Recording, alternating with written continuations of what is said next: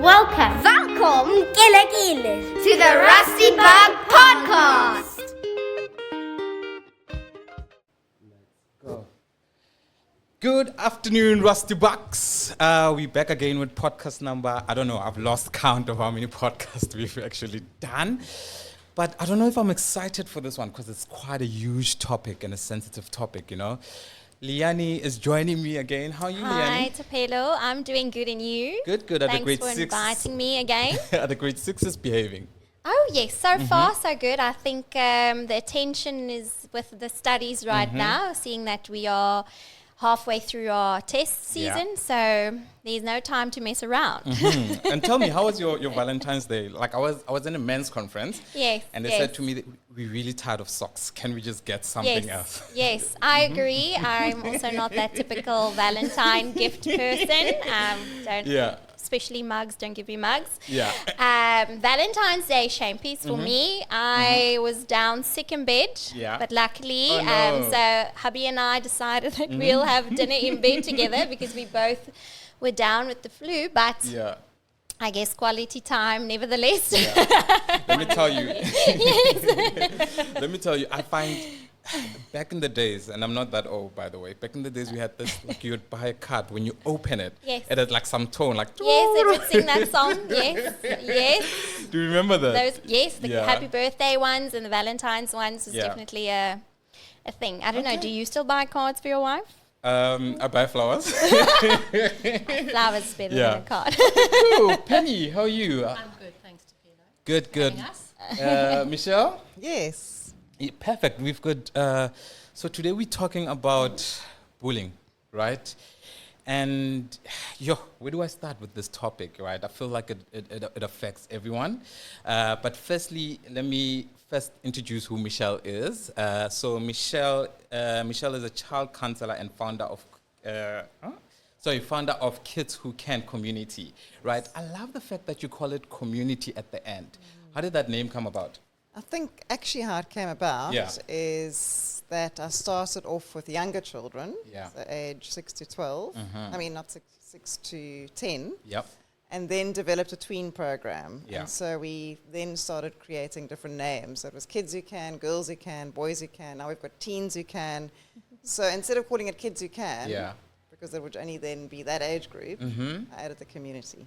Oh, but it actually lovely. does really give a nice, more kind of inclusive. Yeah. So what is Kids Who Can? Kids Who Can is a program that I designed. Yep. But let me start at the beginning. So when my oldest son, who's now 24, was 10 years old, he was experiencing some bullying, and it was actually playing out in his behaviour. Yeah. Particularly on the sports fields.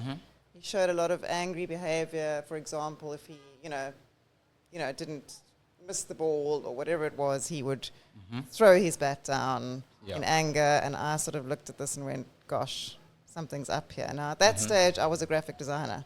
Sure. And a mom. From the creative world. Yes. Creative world. But I've always had a longing to work with children. Yeah. So anyway, so this behaviour presents itself, and I think I need to do something to help my child. Yeah. And I started Googling, as we all do, and I actually came upon a program in America called Stress Free Kids. Yeah. And I immediately went, oh, this looks interesting. And I opened it up, and it said, no, we've got CDs and books. Those days it was CDs. It's not supposed to be stressless, sorry. No. It's it? This is the whole thing, is that really, I mean, we all experience some form of stress, but children should not have stressful lives. Yeah. Anyway, long story short is that I actually bought this program from a woman in Joburg who had the program, and realized, number one, way too American for South Africans, and number two, it reached probably up until about age 8 or 9. Yeah. So I then actually started off with my son's age group and his friends, doing some guinea pig groups, and eventually developed my own program based on a few of the techniques that were taught in Stress Free Kids, and then expanded on that and started off with a 12-week program. That was obviously too long to fit in a term. So went down to an 8-week program. And it really is tools and techniques to actually empower children to really co-create their own calm, peaceful lives. Yeah. Because I think a lot of the time we wanting to do for them all the time, rescue them. Yeah. But actually they need to be empowered to learn tools and techniques that they can use. Yeah. And with their emotions and helping them to express themselves, in a more positive way. Yeah. Okay, Penny, I want to get to you, but I'm going to go back to Michelle because I'm just sorting out your mic quickly here. Okay. So, Michelle, we use the term bullying. Yes. We use so many terms and wording around that. What does it mean? Is there a standard, easy way to explain I would say there's possibly 4 key words when it comes to bullying. Number 1 is it's deliberate. Yeah. Number 2, there is a power imbalance. Number 3, it's repetitive. And number 4, it's harmful. Yeah. For me, those 4 are the key words when it comes to bullying. We do have cyberbullying now. All those 4 things would be used in cyberbullying, but of course it's become more of a 24/7 epidemic almost. It really is, what can I say? It's a bit of a crisis really at the moment, because there's children as young as 9 who have suicidal thoughts, and that is definitely very stressful. Do you think tool-wise parents should implement any sort of tools and monitor?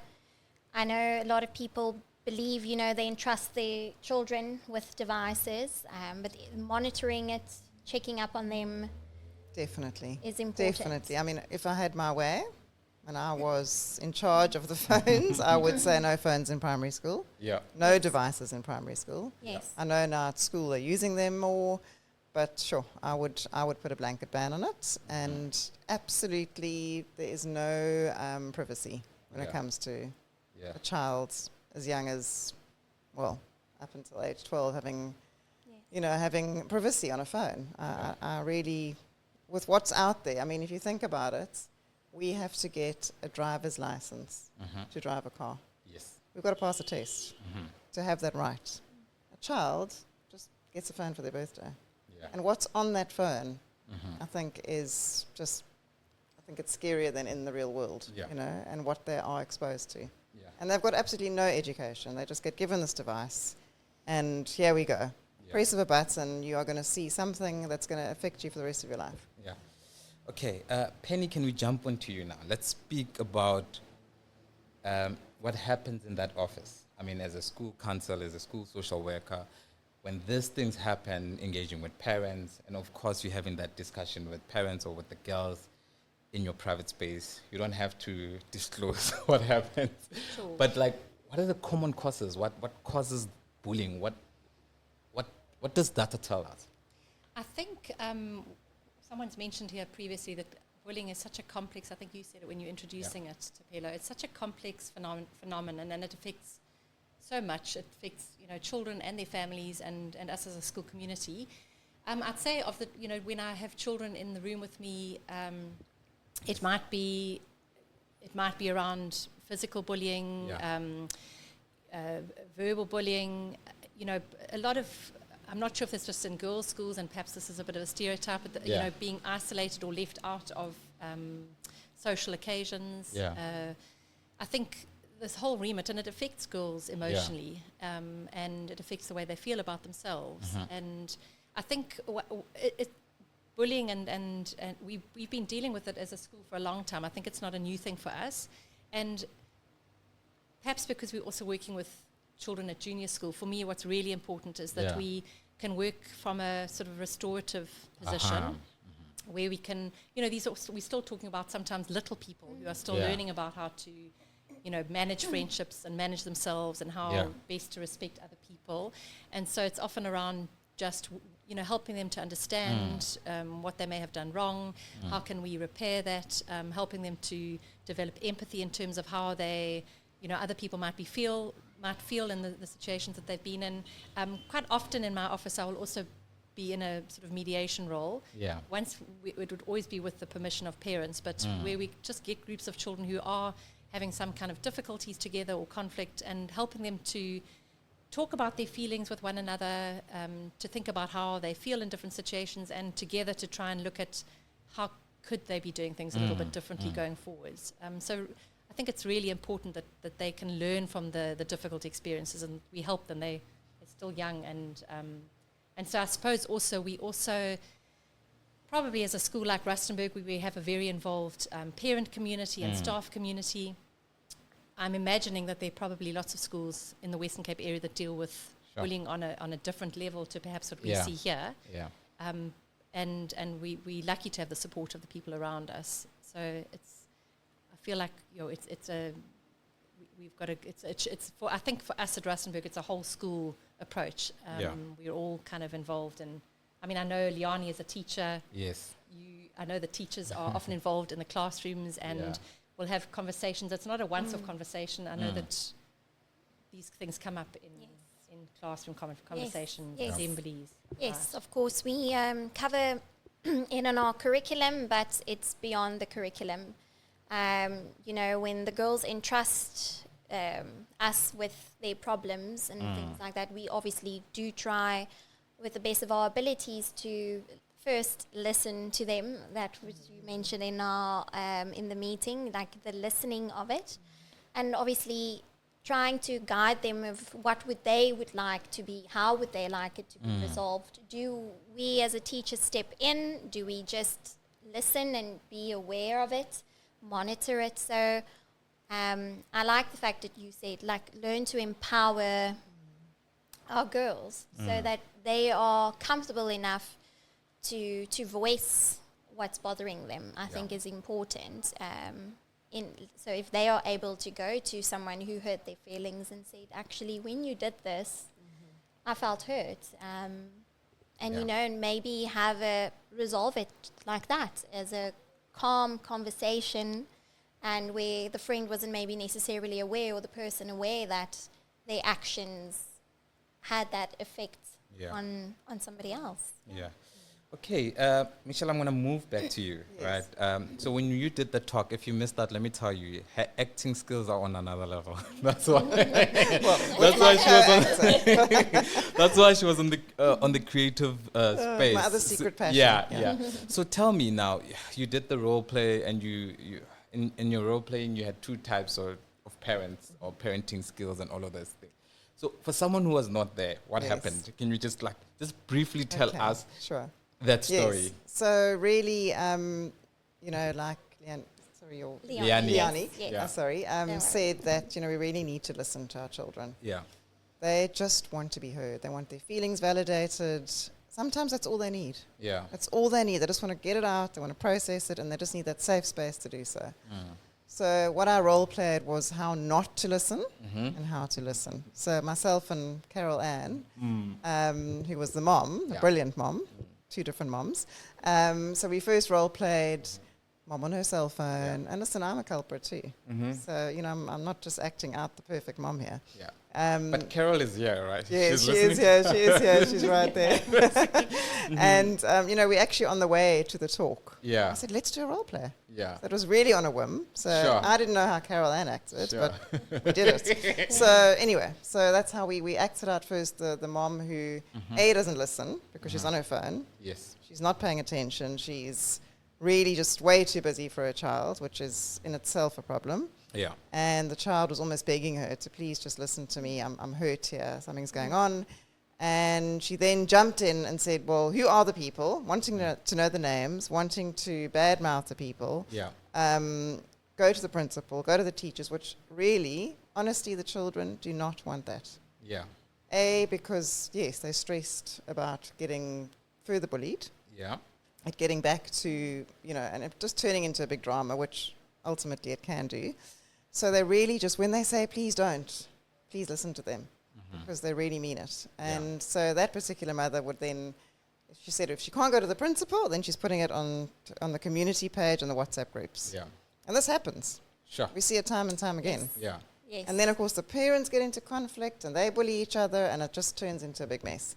So ideally, what you want to do, if your child comes to you at any time, if you're cooking, if you're on your phone, often as they grow up, I said as they get to the teenage years, it starts closing down, that communication. So if they come to you and they say, Mom, I really want to talk to you, you put everything down. Yeah. And you listen. And you just listen. And almost, you just need to be almost their counselor and reflect what they are telling you. So you're telling me that you're really feeling upset here, you're angry, Not to mention any names, but you're telling me that there's some girls at school that are really excluding you or, calling you names. And I'm really sorry to hear this. And honestly, just then let her or let the child say, Mom, I really need help here. And let her explain what that help looks like. Yeah. And if she can't, then she will, say so. So I'm saying just listen. Yeah. Probably the most important word in this is listen. I almost want to say, take yourself out of the situation because you're not in the situation, and just be there for your child that's in the situation. So be the observer of the situation. Right. Cool. You want to jump on to the next one? Or should I? No. You can go. You can go. Cool. Penny, back to you now. Let's speak about the impact of bullying. And not only the victim, also the bystanders, also the people that are bullying. To what level does it have an impact on them, whether psychologically, emotionally, academically, and so forth? I mean, I think it goes without saying that bullying has a huge impact on all those different people that you've explained, that you've spoken about. I mean, I think the one thing with the bullies, first of all, research will give you various ideas about why people bully, whether it's because they don't feel confident in themselves, whether they themselves have been victims of bullying. I mean, there are lots of other ideas about why people may bully.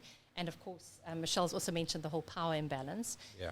But I think it's also important to distinguish the bully in terms of that person as a person and the bullying behaviour, particularly when we're talking about young people, I think, because, and that's where the guidance comes in, I think. Sure. Can you repeat that? Let's repeat that, sorry. Sure. No, I think it's important to distinguish, to label a young person as a bully, as opposed to they have got, their behaviour is bullying behaviour, I think is really important, because we're talking about little people whose sense of self is really important. Yeah. And I think we know that often bullies who bully don't always feel so good about themselves. Yeah. Of course, children or adults even who are bullied, it affects one on a whole lot of different levels. I mean, things that we've seen within the school environment in primary school, it may, children might complain about, sore tummies or headaches, so they might have physical reactions to feeling fearful at school. It might affect their sleep. They might not want to come to school because they fear victimization or bullying at school. It can affect their academic output. I think for a child who's experiencing bullying, kind of clouds their lives, and it's hard for them to perhaps sometimes focus on other things. Yeah. And then you mentioned the bystanders as well, Tapela, and I know Michelle spoke a lot about that in your talk, and also talking about how we need to be educating our children about the importance of that bystander role in terms of not letting bullying go if we see it happening and standing up for what is right. Because I think bystanders sometimes get into a position where they may fear getting involved because of fear of being bullied themselves or being scapegoated. I've got a beautiful book that I sometimes read to children, and often I think I wish we could share this with different people. It's all around the power of groups and a team, coming together. So if we're all looking out for each other, and if the bystanders are kind of standing together and looking out for the children on our playgrounds or in our classrooms who are being victimized, it would be such a good space. And I think that's why it's so important for us all to be standing together. So I think it does affect everyone in many different ways. Yeah. I just think it's, for me, as a teacher, we also encourage the bystanders, but it's not often very easy, especially when we come to the tweens, and your image means a lot to you all of a sudden now. We don't want to involve ourselves in, I almost want to say, in anybody else's situation. I think, as you mentioned, the older they get, the more quiet they get. And I think it's how do we encourage those teens to actually be a little bit more assertive and to come forward and say, actually, something happened that I think you should know about, and how do we encourage that in them at this age, because they are so afraid of their image and not wanting to be the one that spoke out. You're right, Leonie. In fact, you just reminded me of something that you spoke about as well, Michelle, is the difference between assertion and aggression, you know, how do we, and that it's actually something we need to teach and role play. How do you stand up for yourself, and how is that different to being aggressive towards someone? Because as you rightly say, Leonie, it's they've, you know, as they get to where your girls are, grade 5, grade 6, grade 7, it's all about, Very you know, where do they impressionable. fit in, and how are they accepted by their peers and all those kind of things. And sometimes it's cool to be with the bully, you know. Yeah. So Sure. Maybe then let me bring both of you into this one, right?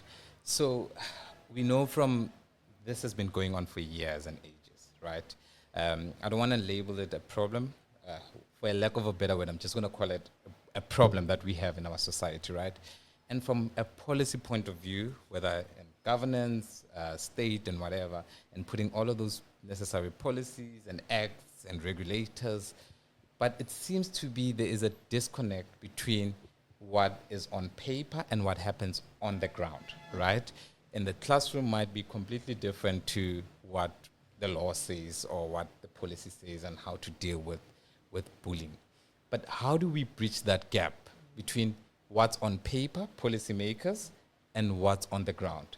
And also, how do we equip our teachers or any staff members? Like, for example, myself, I don't deal with kids. I'm not in a classroom with kids. Sometimes I even struggle to say, keep it down. The other day I called Leanne to actually do that for me. And she did it so well, but because it's not something that I do every day. But how do we bridge the gap, number one, between policymakers and what's happening on the ground, or even staff members? And also, how do we equip teachers or staff members to address bullying? yes. Want me to? Yes. I think definitely needs to be more like on the ground workshops, interactive workshops with the children, role playing, just really getting into this bullying thing. Like, what is it? How do we unpack it? You know, as a starting point, and for them to understand the roles and how. What part do you play? Have you been a bully? Have you, you know, even getting them into that feeling of like, what does it feel like? Yeah. When you were excluded, what does it feel like to exclude someone? Get them into the feeling mode and really just, you know, you could even do a school play on bullying. Yeah. But for me, the piece of paper, and what I want to say is, I know it's mandatory, and even for the teachers, I'm sure they go, well, you know, we've got to have this. But me as a parent, I remember reading the code of conduct or whatever it was when my child was at primary school, and I mean, I think I read the first 2 lines. So it's another whole 10-page. Yeah. You know, which is just really ad lib. You know, it's like you just got to have this. You just got to have this all written down. Yeah. And then the child, well, certainly the child's not going to read that and go, "Oh my gosh, I mustn't be a bully." They're not going to understand a word of it. I think the parents haven't got time. Yeah. That's why more parent workshops and talks like we did, where they can talk about their own feelings of bullying, their own experiences of bullying. Let's get real about it. You know, it's a word at the moment that has been overused. Yep. And I think we need to teach children what it really is and what role do you play, because we all play a role. And what it isn't as well. Exactly, Hey? of course, what it isn't. The whole conflict part, which we can, I mean, you can talk on that if you want, or but I mean, there's definitely the difference, of course. But I think you're right. I mean, I think you it comes back to the education side of things. I mean, I think my understanding here is at school with our code of conduct, the girls have to engage with it. Or they need to have been able to read through it. Yeah. And I think the other thing that happens at Rustenburg, which I think is really useful, I mean, it's so lovely to see the positive things put forward in terms of the code of conduct and the way we behave. So, for example, we have a pledge at the beginning of each term. Is it only at the beginning of each term? Yes, on our formal assemblies in the beginning of the term and at the end of the term. And so it's very much around the positive of how do we treat each other, how do we treat one another with respect and kindness, and then, you know, the whole idea around we as the adults in school communities are the role models. So as our parents as well. So we need to be role modeling treating one another and children the way we want children to be seeing, you know, or to be treating each other. I think that also makes it a very real thing. So I know it's a little bit of a side, but I think it's important to kind of make it real in terms of if we're saying, you know, you can't do this and bullying's not this, but how do we treat one another? And the fact that as well we have at school, and I think a lot of schools probably have this, where we have different values each term. Every term, and a lot of, am I correct in saying a lot of the teaching and things happening in the classroom are around those values? So whether, you know, it's about respect or love, and I think it's potential this term. It's it becomes a theme. That's lovely. And it's all around the values that we hold important in the school community. And so it's almost like you've taken from the code of conduct and made it a little bit simpler. Because I think that's, taken parts and then made it into more of a like a practical, easier way to and the positives. What should we be doing rather than focusing more on the opposite. Kindness, the empathy. Yes. Resilience building, which is also, I think, really important. Sure. I think you touched on an important part, Penny, because I know kids mimic behavior. So if we treat each other good and they see this is how we treat each other or how we manage conflict or whatever, they are able to do it. So I think that's an important... Can I just add on that in terms of speaking to children? And I think it's so important... Not the only things is what we say to kids is obviously really important. The criticism, be careful what you say to your child, but also be careful what conversations you're having around your children. Sure. I really feel that's important. We often are so unconscious to the fact that the kids are there and we've got adults talking about things that are really just, they can misconstrue, they can take it to the playground and, then there's TV. There's the news, which so many kids are watching, which I think they shouldn't be. So much more they could be doing than watching aggressive, violent, playing violent games. All of this stuff has an impact as well on how they behave with their peers. I'm the Afrikaans person here, but that's that English saying, where parents always used to say, you do as I say and not as I do. Yes. But I think it is so, it's so important because if I recall as a teacher, the things that the girls remember are the mini chats we've had or something silly that I said, not necessarily the things that I taught them in class. So how often it's that informal moment where they observe you and where they make a sort of connection. This is how my parents act or this is how my teacher acts. So it must be cool. It must be right. But it's almost unconscious. Yes. It's like an unconscious thread that runs through them. And I think also... children crave that connection so much. So also, I think sometimes, we want to be the perfect role model and we also need to show that we are human too and we make mistakes and we've had bad days and how do we fix that or how do we apologize and how do we move forward instead of pretending that our lives or how we grew up was all fantastic. We didn't have problems, we didn't have worries, we didn't have stresses, but actually how we dealt with it or just share that little bit of vulnerability as well. I think I spoke about criticism, that for one criticism you need 7 appreciations. Sure. Imagine that in a school context. You could say, well, we need 7 appreciations now for that child. Sure. Okay, cool. Leanne, I'm going to start off with you. Closing remarks. Closing remarks. I think for me, it's just, I would, for all girls school, we talk about girl power. And I hope, that the work we put in and to model and to share the values that, I think it's just we need to keep growing and we need to keep learning on how to deal with bullying. And also, very important, labels. Be careful for that label and help guide the girls that if they've made a mistake, how do they rectify it? How do they rectify it so that we can rebuild connections that was maybe burnt in the past? I think from when they were little and there was a friend in their grade 2 class that said something nasty to them and they still carry it with them up until grade 7. Like, how do we heal as well and how do we move on and realize that actually it might have just been an incident that happened years ago, but we can be friends again. Yes. Forgiveness. Yes. And then Michelle?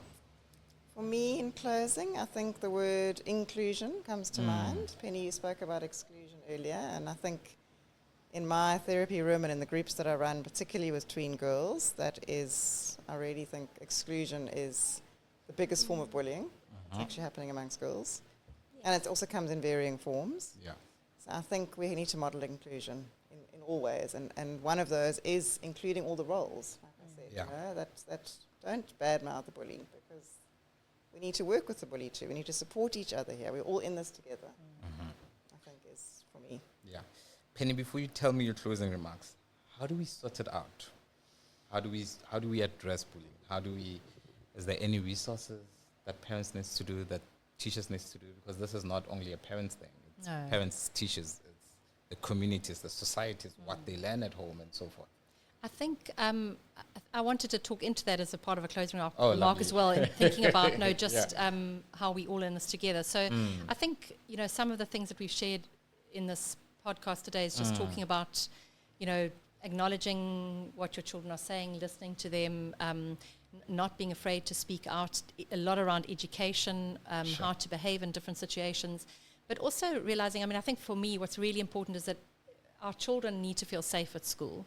And it's not just as you say, it can't just be an isolated, something's happening in that class or in that home.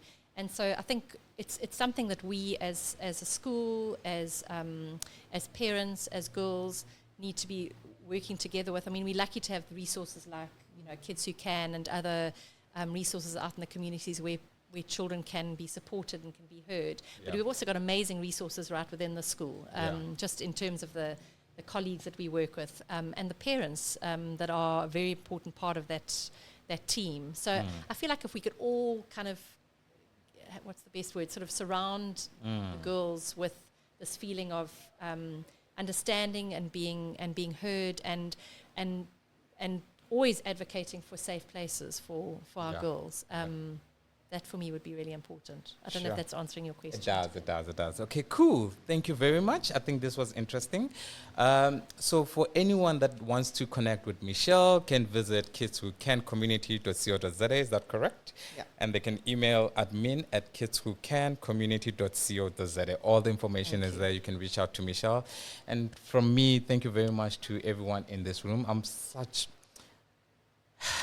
I think today I'm just going to walk home and drive home in a very easy heart, because I'm in a room with people that I see the impact of the work that they're doing tomorrow. They're doing it today, but for tomorrow. So I think we're in a safe hands, but I also think this conversation needs to go on. We need part 2. There's so much I want to talk about when it comes to this issue, because I don't actually think we can break it down to the core, to what is happening at home, what is it, the background that they come from and so forth. And maybe we can even speak about your programs. What do they do when they come to you and all of those things.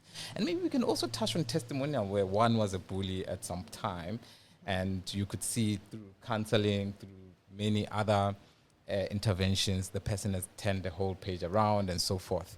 So I'm hoping we do it again sometime. But thank you very much, everyone. Thank you. There you have it, Rusty Buck. We spoke about bullying. I hope this conversation was informative to you and you learned a lot. Until next time, thank you.